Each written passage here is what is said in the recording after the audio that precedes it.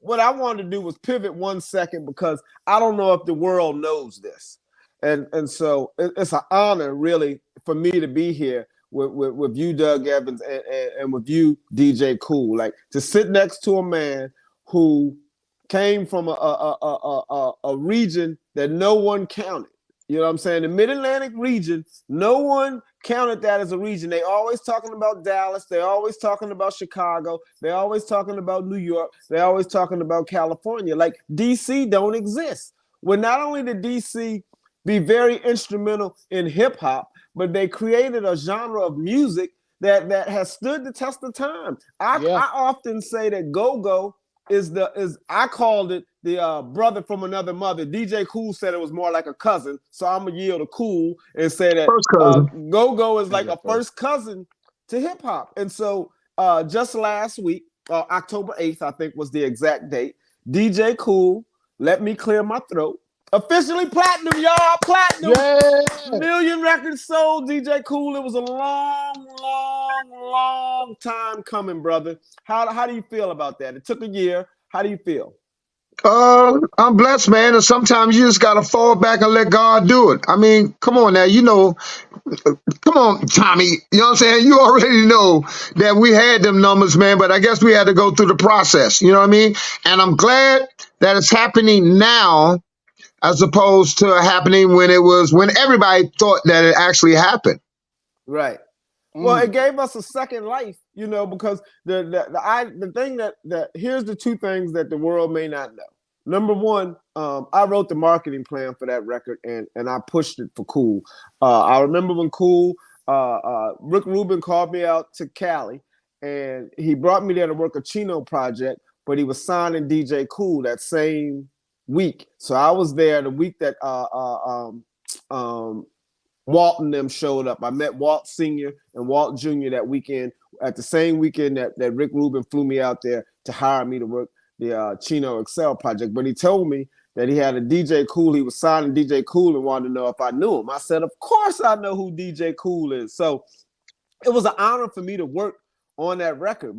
But here's something that was extra special.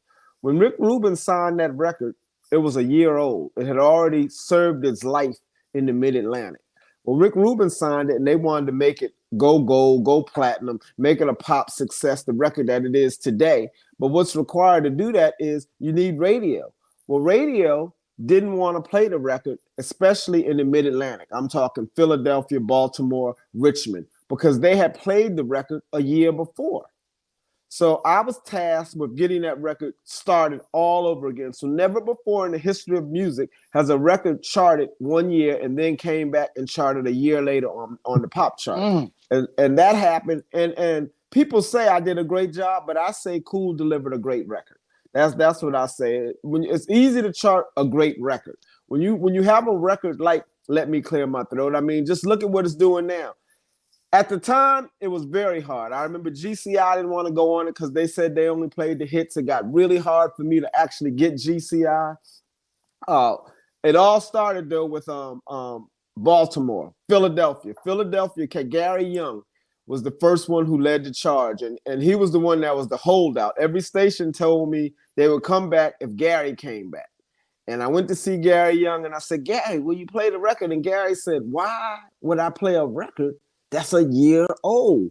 He said, I give it reoccurrence. You want me to re-add the record? I said, not only do I want you to add it, I want you to report it, because back then you had to call in. You had to call in and report it as an ad. It wasn't like nowadays it just appears automatically.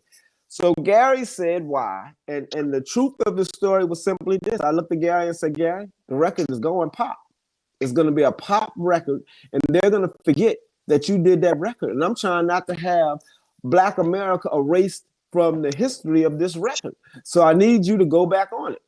Gary went on the record, man. It was amazing. Once he went on the record, it just blew up. Everybody else went on it. Philly picked it up. Baltimore picked it up. Richmond picked it back up. It went through the Carolinas, Texas, and I guess the rest is history, huh, KOOL? Yes, it is. So you were the reason why that record did what it did. I mean, it went gold, and now it actually changed colors to platinum. And so I have you to thank. First and foremost, other than the great creator himself, On the human side of things, I have you to thank first and foremost. Yes. Well, and I would thank Rick Rubin because Rick had to see it. You know what I'm saying? We got to think that Rick had to see it and believe it, which would be Dino Paredes. Though Dino had to bring it to Rick. Rick had to see it, believe in it, and then give me a budget. So yes, it was me, but it was more really you and the record, brother. I appreciate you thanking me, but it wasn't like a hard record. It wasn't a record that I had to run out there and try to convince people to play. It's a record that DJs love, so I just got them to listen to it. The DJs who weren't familiar with KOOL, I just said play the record. When they listened to it, it worked, and it worked in the club. So if it works in the club, that's almost a guaranteed success in music. Well, shout out and rest in peace to DJ Mark 45 King, whose track is the basis of that song. You know what I mean? And it's amazing. Okay, here's a fun fact. I've never met or never had a conversation with Mark 45 King. Oh, wow. Ever. Oh, whoa, that's crazy. Never met him. And it would have been amazing if we could have got together now with everything that's going on right now, you know what I'm saying? And finally had our conversation. So I'm going to say rest in peace to DJ Mark 45 King. And now we platinum, baby. So that's that. Right. And I know he still got his hands on this project.